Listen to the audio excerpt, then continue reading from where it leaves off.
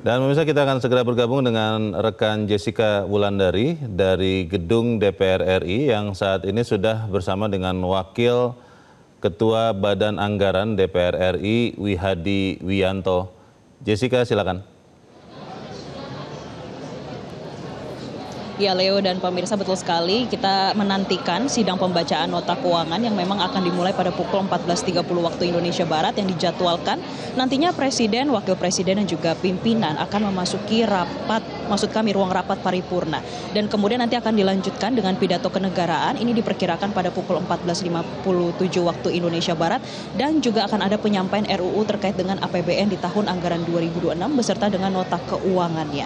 Dan untuk membahas bagaimana sebetulnya dinamika dalam pembahasan terkait dengan asumsi makro, tantangan, dan juga bagaimana evaluasi serta realisasi sepanjang tahun 2025 dan menuju ke tahun 2026. Saat ini kami mengajak Anda untuk langsung berbincang dengan Bapak Wihadi Wiyanto selaku Wakil Ketua Banggar DPR RI. Selamat siang, Pak.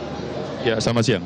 Pak, kita sudah melihat ini ada kesepakatan sementara terkait dengan asumsi dasar ekonomi makro dalam RAPBN tahun 2026. Ini angka-angkanya ada di pertumbuhan ekonomi 5,2 hingga 5,8%, Pak.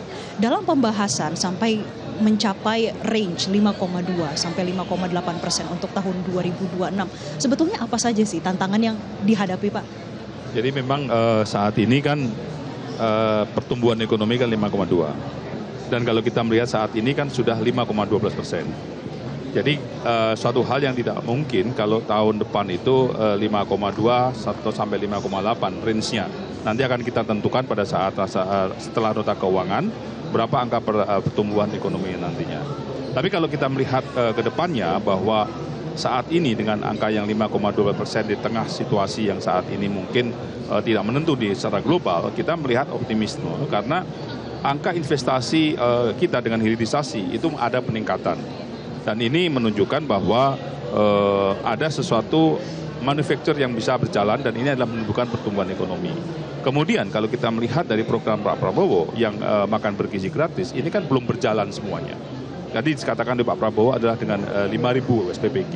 Nah, target kita kan 20.000 SPPG, bahkan mungkin bisa lebih 20.000 SPPG. Nah, ini tentunya dengan siklus ekonomi yang ada, ini bisa memberikan pertumbuhan ekonomi yang kita lihat bahwa tahun ke depan itu bisa tercapai, bahkan mungkin kita harapkan ada sesuatu hal yang kita tentukan nanti antara range 5,2 sampai 5,8 itu, dan kita harapkan pertumbuhan itu akan positif.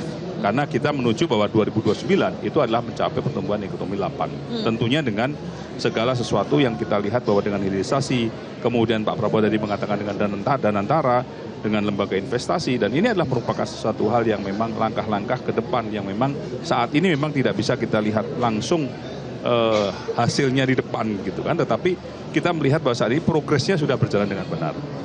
Pak, ini juga menarik terkait dengan laju inflasi. Ini range-nya sudah kemarin sama-sama disepakati 1,5% hingga 3,5%. Dengan adanya kondisi kita melihat bersama banyak tantangan baik domestik dan juga global. Apakah ini terlalu optimis atau seperti apa, Pak?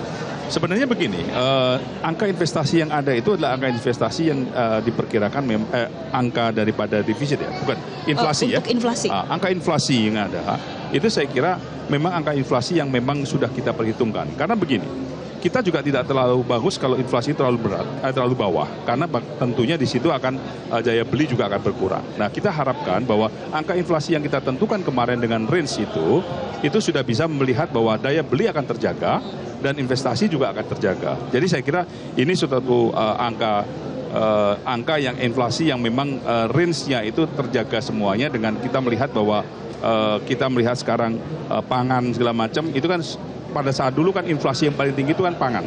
Kalau kita melihat dengan program Pak Prabowo bahwa swasembada pangan, tentunya ini akan menurunkan angka inflasi yang cukup signifikan karena angka inflasi itu akan turun signifikan pada saat menyentuh kepada sektor pangan.